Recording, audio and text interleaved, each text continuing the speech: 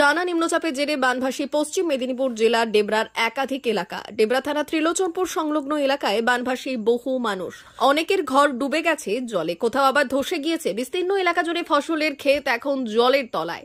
সেখানে ইতিমধ্যেই স্বাস্থ্য শিবির করেছে মেদিনীপুর হাসপাতালের জুনিয়র ডাক্তাররা। পাশাপাশি বিভিন্ন রাজনৈতিক ও অরাজনৈতিক দল ও সংগঠনের পক্ষ থেকে ত্রাণ শিবির করা হচ্ছে ডেবরা এলাকায়। স্থানীয় বাসিন্দাদের বেশ কয়েকজনের অভিযোগ, ত্রাণ শিবির হলেও মিলছে না পর্যাপ্ত ত্রাণ। যাতে সঠিকভাবে ত্রাণ পাওয়া যায় সেই দিকটি যদি সরকারিভাবে দেখা হয় তাহলে খুবই উপকৃত হবেন তারা, এমনই জানিয়েছেন ত্রিলোচনপুরের বাসিন্দারা।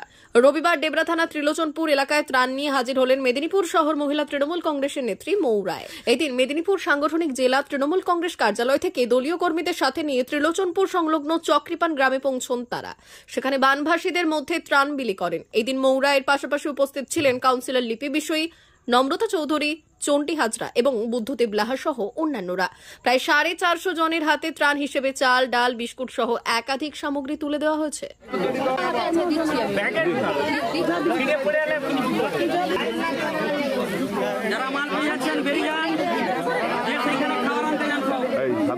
প্রতি দুবার ধরে চাষ রোয়া হয়েছে।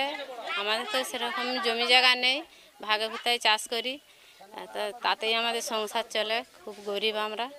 তারপরে এখন বন্যায় হচ্ছে, প্রচুর ক্ষয়ক্ষতি হয়েছে, সেরকম অনুদান কিছু পাচ্ছি না। তারপরে সামান্য হচ্ছে গোয়াল ঘরটা পড়ে গেছে, গোয়াল ঘরটাও এখন আপাতত বাগাতে পারছি না। এইটাই আমার আবেদন। সরকারের কাছে দাবি করছি কি, যে যেমন আমরা ধান ধানটা পাই, আর হচ্ছে ওই গোয়াল ঘরটা যেন আমার একটু বাগ দেওয়া হয়। ত্রাণ আসছে এখানে? ত্রাণ মানে ধান পাচ্ছেন? ধান পাচ্ছি খুব কমই। তাহলে কি করে চলছে এখন? কি করে চলছে, এই তো মাছ শাক ধরা হচ্ছে, এতেই সংসার চলছে কেনাকাটা করে। আপনার নাম? সুপ্রিয়া দলুই।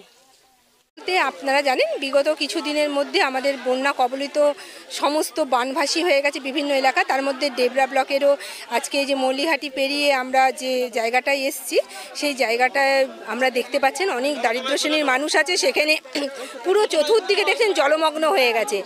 আমাদের ক্ষুদ্র প্রচেষ্টা শহর মহিলা তৃণমূল কংগ্রেসের পক্ষ থেকে আমরা সমস্ত মহিলারা এসেছি। আমাদের শহর মহিলা তৃণমূল কংগ্রেসের যারা কমিটির আছে শহরে, সব মহিলারা এসেছি। দুজন কাউন্সিলর এসেছেন, নম্রতা এবং লিপি, 11 নম্বর এবং 17 নম্বর ওয়ার্ডের কাউন্সিলররা এসেছেন। শিক্ষক এসেছে, হাফিজুল ভাইকে নিয়ে এসেছি, গুরুপদার মতো মানুষকেও নিয়ে এসেছি, যারাদের সাহায্য বিনা, ভাইদের সাহায্য বিনা তো আমরাও এগাতে পারি না। তাই আমরা এবং আমাদের জেলা সভাপতি সুজয় হাজরা এবং মাননীয় আমাদের জেলার সাংগঠনিক জেলার চেয়ারম্যান আমাদের দীনেন রায় মহাশয়ের সহায়তায় এবং সাহায্যের আমরা আজকে এই পর্যন্ত এসে পৌঁছে বানভাসী মানুষের হাতে কিছু জিনিস, খাদ্যদ্রব্য, চাল, ডাল, আলু, তেল, মুড়ি আমাদের ক্ষমতার মধ্যে আমরা তুলে দিচ্ছি। আলু সমস্ত কিছু দুর্গত এলাকার মানুষের মধ্যে তুলে দিচ্ছি। আমরা প্রায় 400-450 জনের হাতের মানুষের মধ্যে আমরা তুলে দেওয়ার চেষ্টা করছি। এটা আমাদের ক্ষুদ্র প্রচেষ্টা। আমরা জানি মানে সমুদ্রে এক ফোঁটা মানে জল পড়লে যেমন হয় বৃষ্টির জল, ঠিক সেরকম। তবু আমাদের ইচ্ছে, কাঠবিড়ালিও তো বালি ঝেড়েছিল সেতুর সময়, সেরকম আমাদেরও ইচ্ছে যে আমাদের ক্ষুদ্র প্রচেষ্টায় যেন আমরা কিছু মানুষের পাশে দাঁড়াতে পারি শহর মহিলা তৃণমূল কংগ্রেস। এরপরেও আমরা গিয়ে আলোচনা করব উপর মহলে, এবং উপর মহলে গিয়ে আলোচনা করে তাদের কথা মতো আমরা আরও 1-2 জায়গায় আমাদের যাওয়ার ইচ্ছে আছে।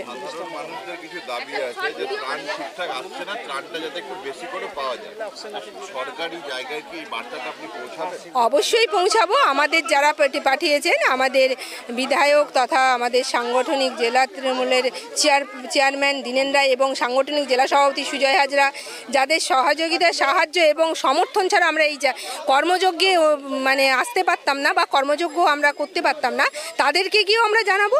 এবং উপরে যারা আছেন নেতৃত্ব, সবাইকে আমরা গিয়ে বলবো যাতে আরও একটু বেশি করে মানুষের পাশে তৃণমূল কংগ্রেস সবসময় সবার সঙ্গে, সাধারণ মানুষের সঙ্গে থাকে। এটা আমাদের দিদির বার্তা এবং দিদির যে শিক্ষায় শিক্ষিত দিদি সবসময় বলেছে। এখনও দেখতে পাচ্ছেন আমাদের এই ওয়ার্ডে প্রদীপদাও এসছেন। প্রদীপদাদের মতো এবং ভাইদের মতো সবার সাহায্য সহযোগিতা ছাড়া ডেবরার আমরা কিন্তু এই জায়গায় আসতে পারতাম না। তাই প্রদীপ ভাইরা আমাদের এনেছে বলে আমরা অরিজিনাল যারা গরিব মানুষ আছেন তাদের হাতে আমরা সাহায্য তুলে দিতে পারছি। এবং আমাদের অন্যান্য সংগঠন, মাদার সংগঠন প্রচুর দিচ্ছে। মানুষ দেখুন মানে পাচ্ছে এবং কিছু মানুষ হচ্ছে বঞ্চিত হচ্ছে, এটা নিয়ম। কিন্তু আমরা জানি আমাদের প্রচুর মাদার, জেলা, শহর, শিক্ষক থেকে আমরা মানে প্রত্যেকেই কোনো না কোনোভাবে দুর্গত মানুষের পেছনে, মহিলা থেকে আরম্ভ করে সমস্ত শাখা সংগঠন এবং সাংগঠনিক জেলা সবাই পাশে দাঁড়িয়েছে। এবং আমরা আমাদের ঈশ্বরের কাছেও প্রার্থনা এই পরিস্থিতি খুব তাড়াতাড়ি চলে যাক। মা আসছেন, মায়ের আগমনী বার্তা আর কদিনের মধ্যেই আমাদের মানে শোনা যাবে, মহালয়া আগামী বুধবার। এবং তার জন্য আমরা জানাই সমস্ত মানুষ যারা এখনো পর্যন্ত বন্যায় দুর্গত শ্রেণী, তাদের জন্য থাকলো ঈশ্বরের কাছে আমাদের সবার প্রার্থনা। অমর অটোমোবাইলস, ইয়ামাহা মোটরবাইক কোম্পানির অথরাইজড ডিলার, বেলদা, পশ্চিম মেদিনীপুর। অমর অটোমোবাইলস, আমাদের এখানে পেয়ে যাবেন ইয়ামাহা কোম্পানির সব মডেলের মোটরবাইক ও স্কুটার। প্রতিটি কেনাকাটায় থাকছে আকর্ষণীয় উপহার, থাকছে স্পট ফাইন্যান্স, স্বল্প ডাউন পেমেন্ট, চেক ছাড়া ফাইন্যান্স ও 0% সুদের হারের ব্যবস্থা। তবে আর দেরি কেন? আপনার বাড়ির কাছেই আজই চলে আসুন ইয়ামাহা কোম্পানির মোটরবাইকের বিশ্বস্ত শোরুম অমর অটোমোবাইলস, ইয়ামাহা মোটরবাইকের অথরাইজড ডিলার, বেলদা, পশ্চিম মেদিনীপুর। যোগাযোগের নম্বর 9547232150 অথবা 6296512188।